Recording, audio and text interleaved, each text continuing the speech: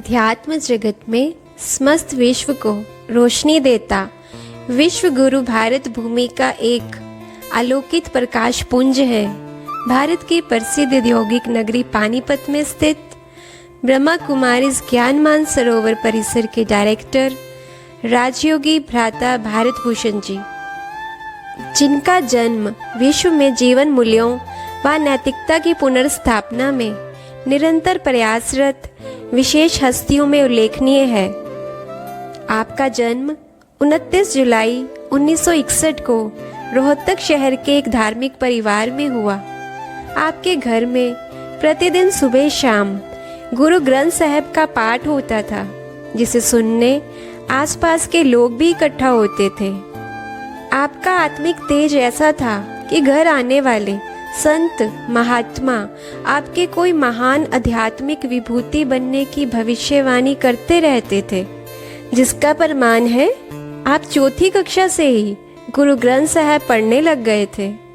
आपका संतों से जब भी मिलना होता था तो एक ही प्रश्न आपके मुख पर सदा होता था कि भगवान कौन है और कब मिलेंगे। आप पढ़ाई में भी सदा मेधावी छात्र रहे और प्रेप मेडिकल अर्थात 11वीं कक्षा में दयाल सिंह कॉलेज करनाल में प्रवेश के पश्चात ही स्थानीय ब्रह्मा कुमारी शाखा के द्वारा आपको ईश्वरीय ज्ञान की प्राप्ति हुई। तब आपको आपके सारे प्रश्नों के जवाब मिले और प्रभु मिलन की असीम खुशी हुई और आपने आगामी जीवन को प्रभु अर्पण करने का निश्चय कर लिया।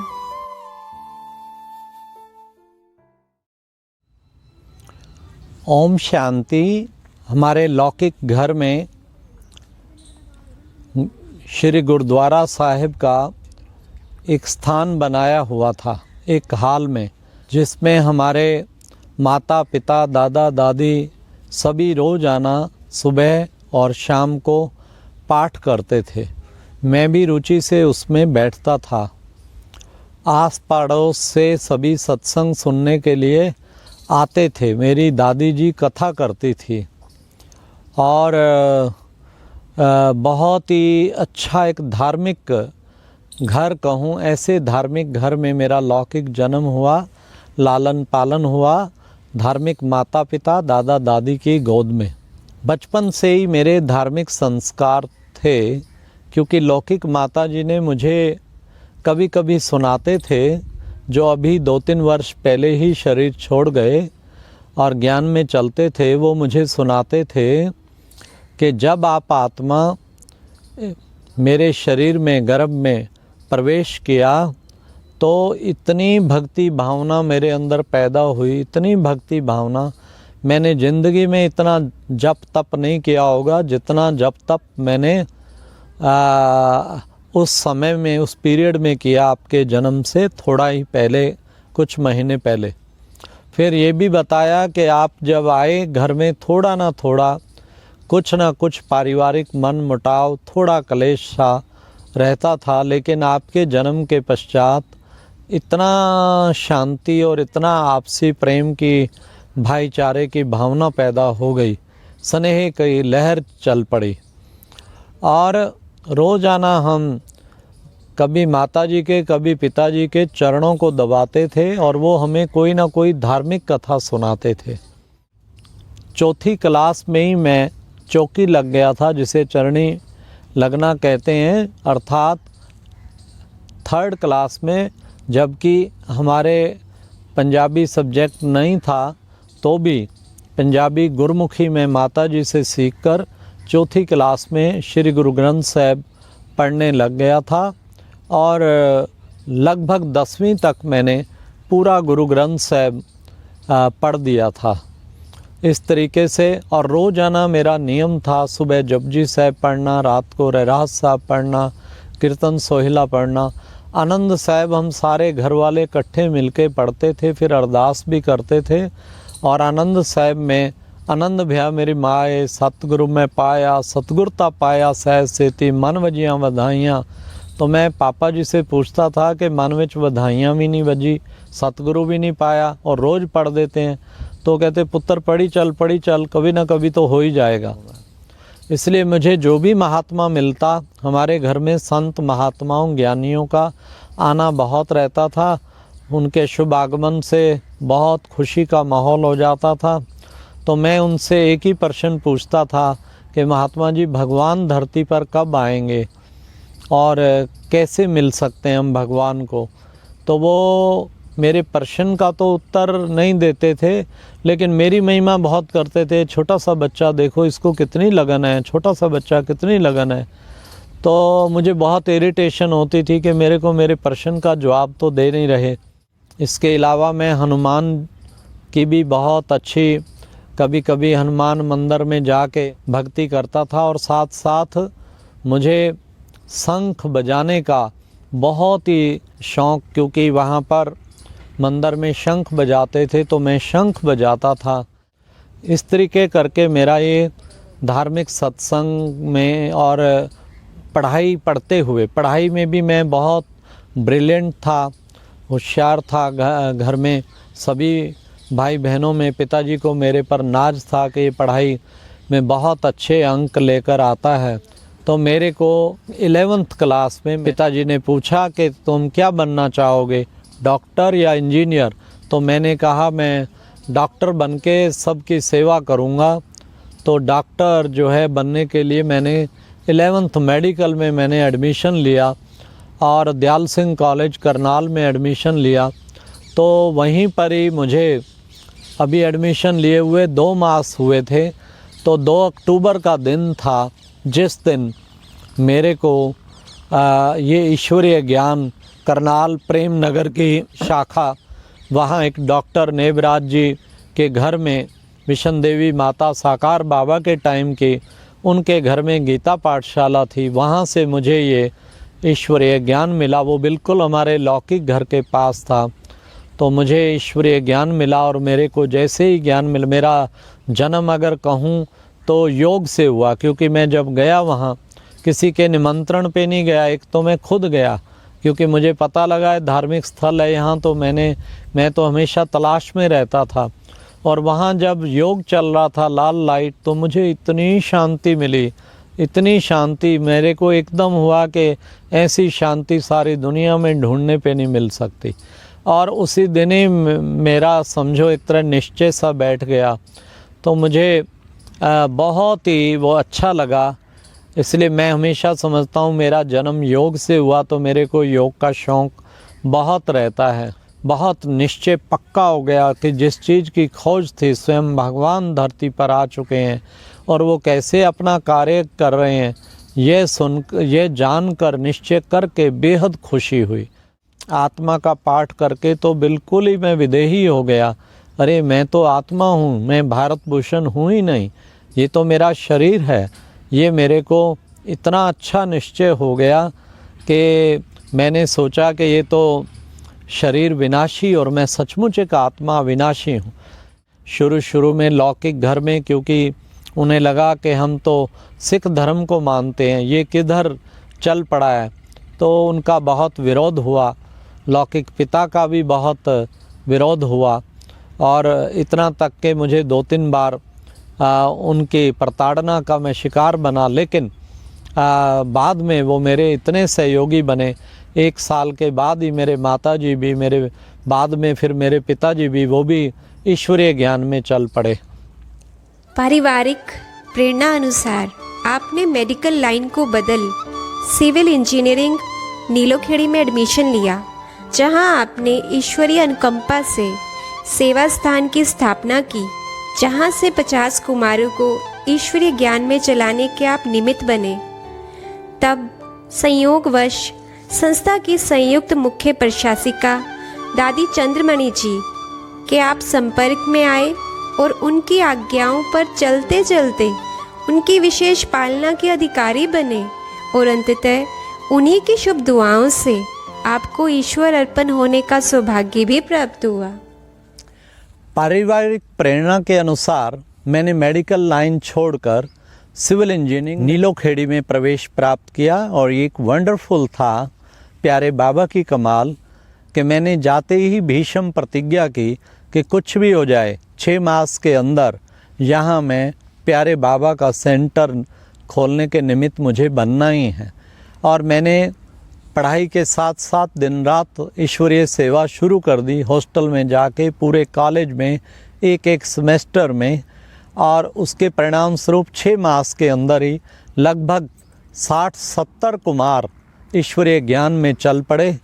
और हर सेमेस्टर में 2-3 वाइट एंजल, क्योंकि मैंने पैंट शर्ट छोड़ के कुर्ता पजामा पहनना शुरू कर दिया, जबकि संस्था में ऐसा कुछ नहीं है, कलर ड्रेस भी पहनते हैं, लेकिन मुझे शौक़ था और मुझे देखकर और सभी स्टूडेंट्स भी वाइट कुर्ता पजामा पहनना शुरू कर दिया।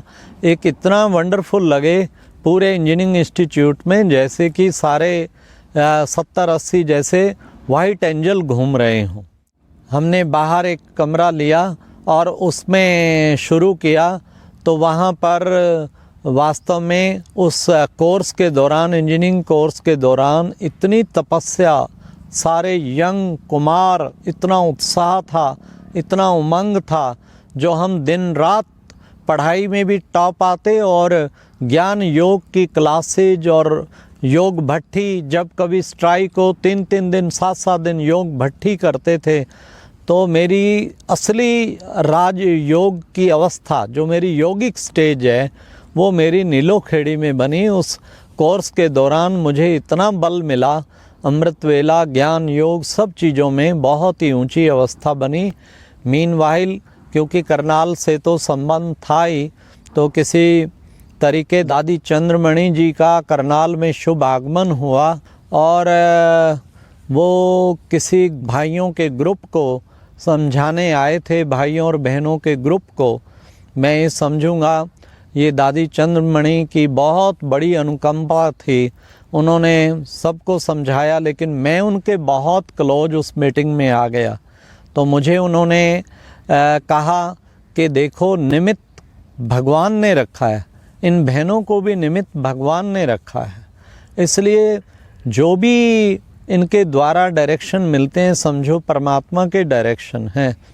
हाँ, दादी प्रकाशमणि मेरी क्लास फेलो थी, लेकिन आज वो बाबा की सीट पे है, निमित्त है, तो मैं उनको गुरु की तरह मानती हूँ। उन्होंने मुझे पर्सनल अलग टाइम दे के भी समझाया, तो मैं उनके इतना निकट आ गया, मुझे उनकी समझानी इतनी असर कर गई कि उसके बाद मैं उन सब कुमारों को लेके दादी ब्रिज पुष्पा के पास आया और सबने राखी बंधाई और ज़िंदगी भर के लिए प्रतिज्ञा की, हम बहनों का सदा सम्मान रखेंगे। और ये आज्ञा मानने से, क्योंकि दादी ब्रिज पुष्पा ने दादी चंद्रमणि को समाचार भेजा, चंद्रमणि दादी जी को, और उन्होंने उसके बाद जब वो मिले, कुछ महीनों के बाद जब हरियाणा पंजाब में आना हुआ, तो उन्होंने मुझे बहुत ही प्यार स्नेह किया और बहुत ही जैसे मुझे बहुत अपने निकट कि तुमने आज्ञाकारी बने ना, अब तुझे दादी बहुत आगे ले जाएगी। तो मेरी ज़िंदगी की प्रोग्रेस का अगर एकमात्र कारण मैं जब पीछे झांकता हूँ अपनी पूरी लाइफ में, दादी चंद्रमणि जी का डीप कनेक्शन होना, उनके निकट आना और उनकी आज्ञा पे चलना, तो जिससे उन्होंने ठान ली मुझे ऊपर ले जाने की। और जब भी जॉन का कोई कार्यक्रम हो, जब भी जहाँ मिलना हो, दादी इतना उत्साह बढ़ाती थी। और यही करते करते जब मेरी जॉब लगी, सिविल इंजीनियरिंग के बाद मेरी जॉब लगी पानीपत में, तो उन्होंने मुझे बुलाया कि भारत भूषण तेरे को कुंभ मेले हरिद्वार में आना है। मैं, दादी जॉब से छुट्टी नहीं मिलेगी, सब मिल जाएगी, तुम आओ, दादी ने कहा है। तो मैं 3 दिन की छुट्टी लेके पहुंच गया कुंभ मेले हरिद्वार। दादी तो मेरे लिए बाबा थी, और वहां से मैंने टेलीग्राम कर दिया कि एक्सटेंड लीव, और मैं 1.5 महीना वहाँ रहा। मेरी इतनी ऊंची अवस्था, क्योंकि अचल बहन जी भी वहाँ थे, प्रेम बहन भी, सारे जॉन की बड़ी बहनें भी, तो मेरी इतनी ऊंची अवस्था बन गई। मेरी दिन में मैं VIPs को बुलाऊं, रोज़ाना मेरा 8 घंटा योग का चार्ट। और लास्ट में जब दादी जी विदाई देने लगी, तो मैं कहा, दादी ये गिफ्ट नहीं चाहिए। क्या चाहिए? मुझे परमिशन दीजिए, सरेंडर होना है। सरेंडर होना है? नहीं नहीं नहीं, तो अभी जवान बालक है। उस वक्त मेरी एज 25 वर्ष की होगी। हम इतने जवान बालक को छुट्टी नहीं देंगी। देखो, ब्रिजमोहन भाई रिटायर हुआ देखो अमीचंद भाई रिटायर हुआ, मैं तेरे को अभी से छुट्टी नहीं दूंगी। मैं कहा दादी वो साकार बाबा के टाइम के हैं, मैं लेट आया हूँ, मुझे गैलअप करना है, तू क्या समझता है? सरेंडर का मतलब तुझे पता है? मैं कहा दादी आप बता दीजिए। सरेंडर मानो सर अंडर, जो बहनें कहें वही स्वीकारना होगा, मानना होगा। मैं कहा सर अंडर तो अंडर, लेकिन दादी मैं जो है अब अपने जीवन को पूर्णतया समर्पित करना चाहता हूँ। आखिर इस बात पर हमने दादी को सहमत कर लिया, चलो मुझे 5 साल के लिए छुट्टी दो। अगर मैं 5 साल में सफल नहीं हुआ, मैं जब चाहूँ जॉब दोबारा ले सकता हूँ। दादी ने मुझे 5 साल की छुट्टी दी और मैं रिज़ाइन दे के मैं पूर्णतया समर्पित हो गया ईश्वरीय सेवा में। और मुझे जगह जगह से निमंत्रण आने शुरू हो गए। जम्मू से आया, अमृतसर से आया, बटाला से आया, फिर हिमाचल का आया, तो सब तरफ से सेवा समाचार दादी चंद्रमणि को गए।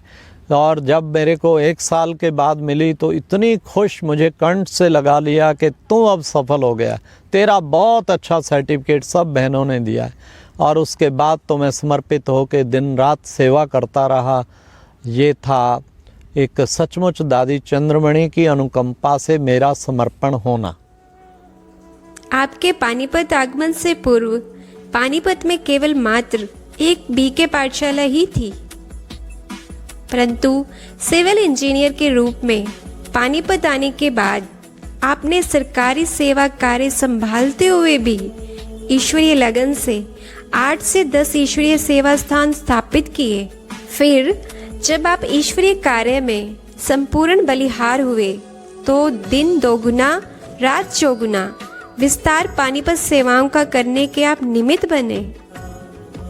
आपकी इंजीनियर की पृष्ठभूमि होने के नाते आपको संस्था के साइंटिस्ट एंड इंजीनियर्स विंग का उत्तरी जोन का जोनल कोऑर्डिनेटर बनाया गया, जिसके द्वारा आपने समस्त भारत में विशिष्ट प्रकार की प्रशंसनीय व उल्लेखनीय सेवाएं की, जिसके परिणाम स्वरूप आपको संस्था के द्वारा विंग के नेशनल कोऑर्डिनेटर के रूप में पदोन्नत किया गया।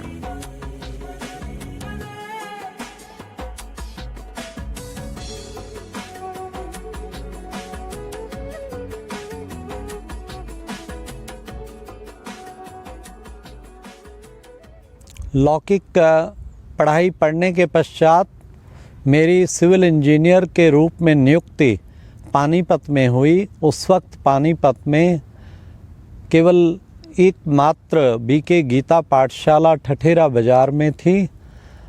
और तत्पश्चात मेरी जहां नियुक्ति हुई मडलोडा में, और उसके मेरे क्षेत्र में अन्य भी एक और स्थान उरलाना कलां, वहां पर जाते ही 6 मास के अंदर दोनों ही स्थानों पे वहाँ पर ईश्वरीय ज्ञान योग का प्रचार प्रसार करके बड़े बड़े सेवा केंद्र वहाँ स्थापन किए, और जो अभी तक चल रहे हैं।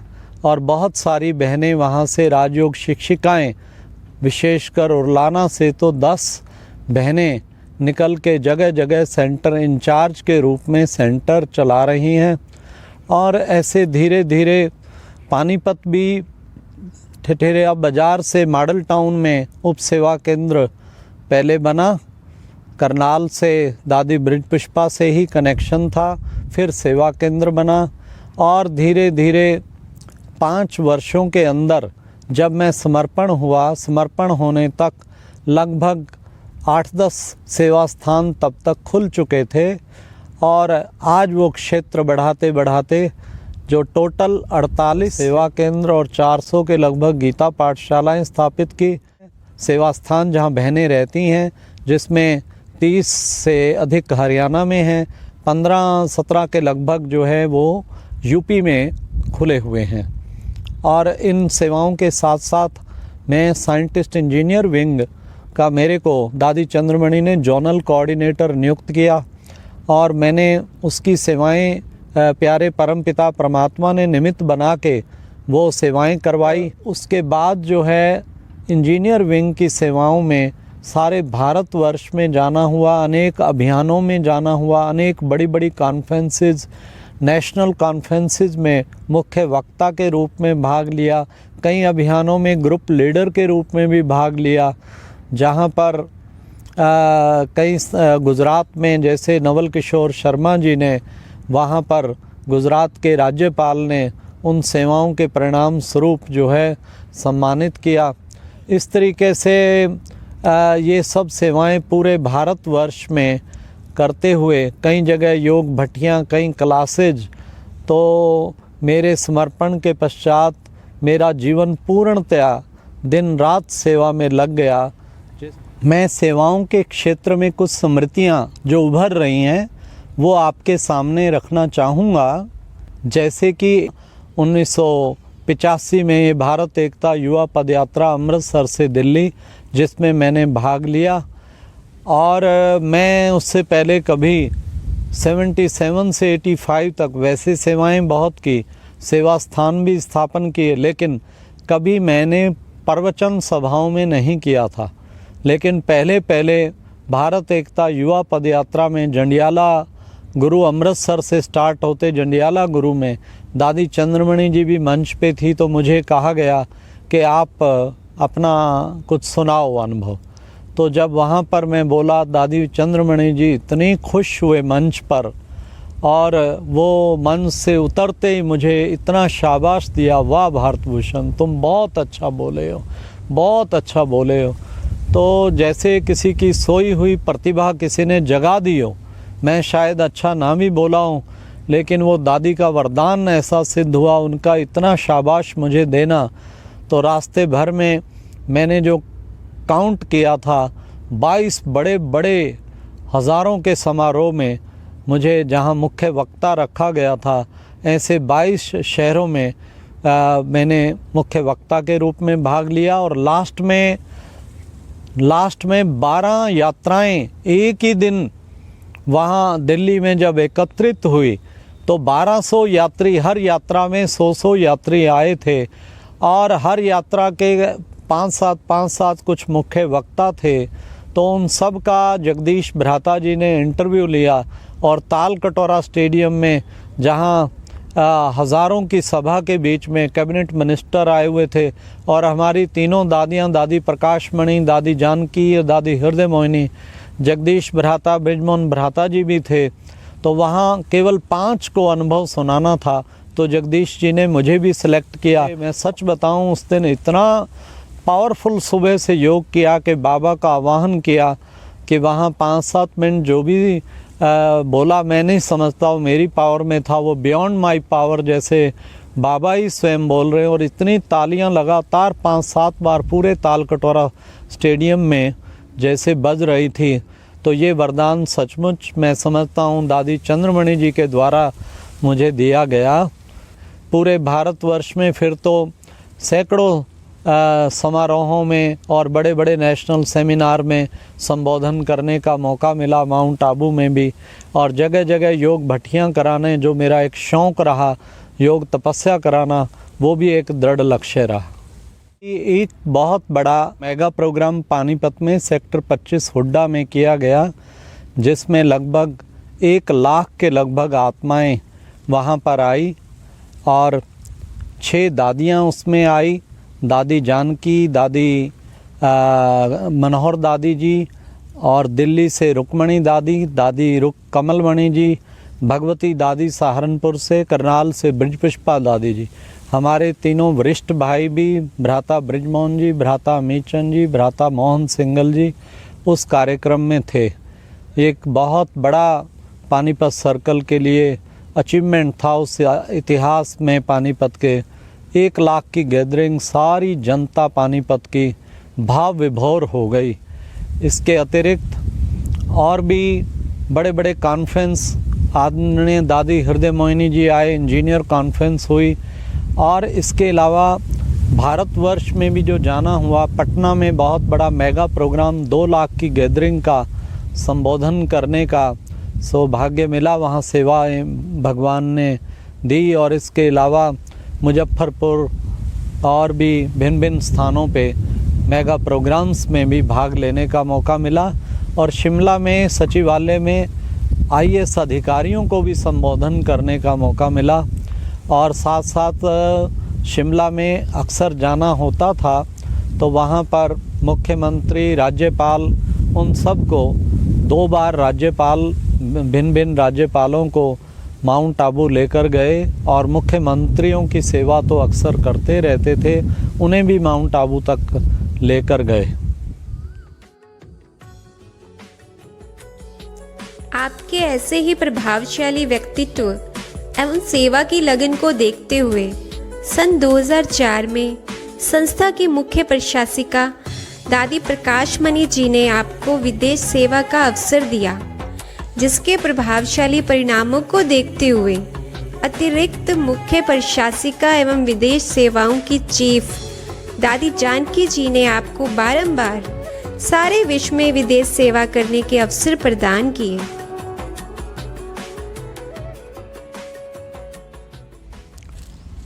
पानीपत में जहां मडलोडा में सबसे पहले मेरी जॉब लगी इंजीनियर के रूप में, मडलोडा सेवा केंद्र की स्थापना के पश्चात उसी के संबंध में गीता पाठशाला से एक निमित्त ऐसा युगल निकला जिसने प्यारे बाबा के घर के लिए लगभग 2.5 एकड़ ज़मीन गिफ्ट के रूप में प्रदान किया और बाकी भी बहुत ही कम मूल्य में उसने ज़मीन दिया। ऐसे लगभग 5 एकड़ में ज्ञान सरोवर का निर्माण हुआ, जो कि बहुत ही सुंदर, जिसमें जिन दादियों ने मुझे पालना दी, विशेषकर दादी चंद्रमणि की मैं बहुत पालना लिया, तो दादी Chandramani universal peace auditorium 2000 chair capacity का बनाया।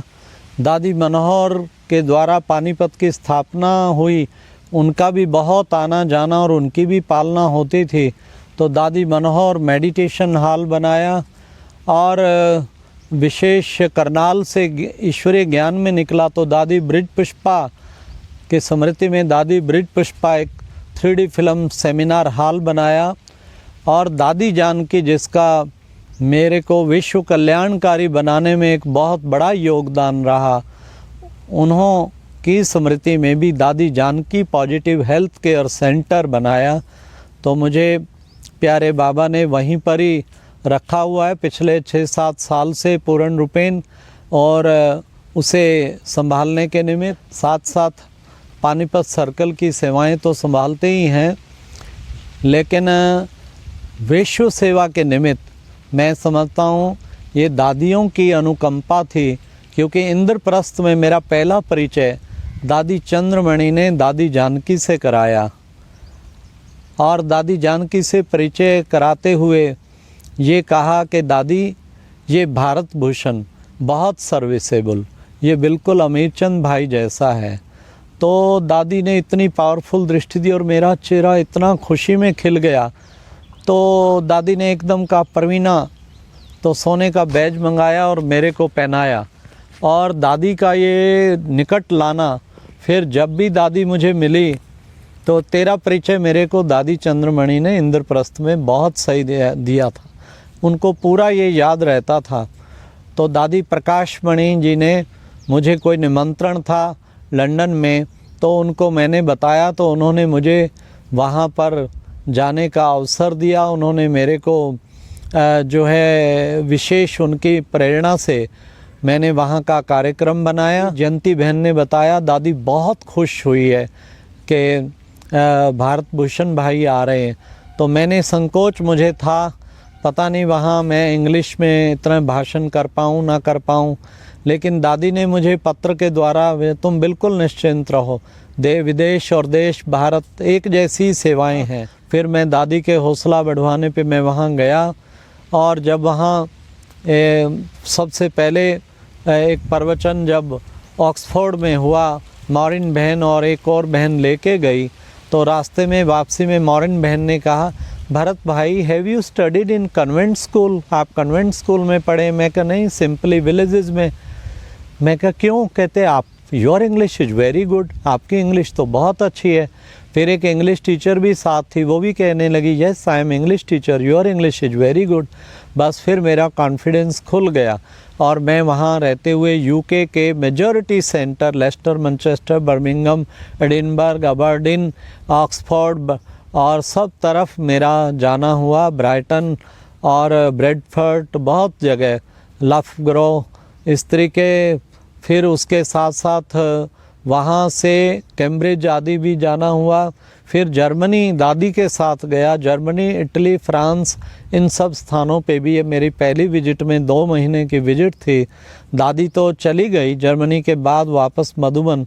फिर मैं जब पूरा टूर करके वापस पहुंचा तो दादी से मिला तो दादी को सब तरफ की रिपोर्ट मिल चुकी थी और दादी ने एकदम मुझे कहा मैंने तुझे सिलेक्ट कर लिया विदेश सेवा के लिए और मैं तुझे अब बार बार भेजूंगी वहाँ पे, तेरा रिपोर्ट बहुत अच्छा आया है सब तरफ से।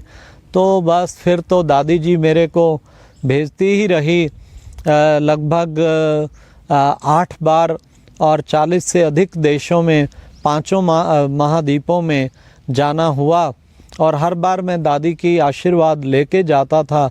मैं समझता हूँ ये दादियाँ ही वास्तव में निमित्त बनी इस जीवन को इतना ऊंचा पहुँचाने के लिए। वैसे तो सभी दादियाँ मेरे लिए बहुत महान थी, लेकिन इन विशेषकर 4-5 दादियों को मैं कभी नहीं भूल पाता हूँ, जिनमें दादी प्रकाशमणि, दादी जानकी, दादी चंद्रमणि, दादी मनोहर इंदिरा और दादी ब्रिज पुष्पा। इन 5 दादियों का मेरे जीवन में मुझे बहुत ऊंचा पहुंचाने में इनका बहुत बड़ा रोल रहा।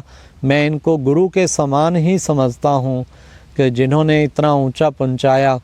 और ज्ञान मानसरोवर में भी बहुत प्रकार के कार्यक्रम लगातार हर वर्ष लगभग 10-12 तो बड़े बड़े प्रोग्राम दादी चंद्रमणि यूनिवर्सल पीस ऑडिटोरियम में हो जाते और इसके अतिरिक्त भी विशेषकर छोटे सेमिनार हॉल में, दादी मनोहर मेडिटेशन हॉल में भी लगातार कार्यक्रम और भट्टियाँ चलती रहती।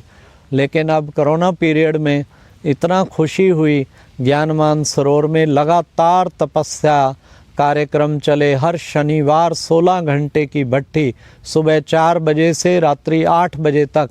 हम एवरी सैटरडे 16 शनिवार 16 घंटे की भट्टी हमने यह अब यहाँ पर बाबा ने करने का मौका दिया। और लगातार ऐसा लग ही नहीं रहा हम लॉकडाउन या कोरोना पीरियड में, क्योंकि इतना बड़ा स्थान है और लॉन भी है और लगभग 20 के लगभग भाई बहन हैं, तो निरंतर तपस्या, ज्ञान, योग, इसके कार्यक्रम चलते रहते। ऑनलाइन तो कार्यक्रम चले ही चले, लेकिन अन्य कार्यक्रम भी, अंदर का तपस्या का वातावरण भी बहुत बना रहा। तो दिल से बाबा का धन्यवाद, शुक्रिया निकलता। प्यारे बाबा, आपने ये एक सुंदर मिनी मधुबन बना के दिया जिसमें हम खूब तपस्या करके विश्व की सेवा पर हाजिर हैं। ओम शांति।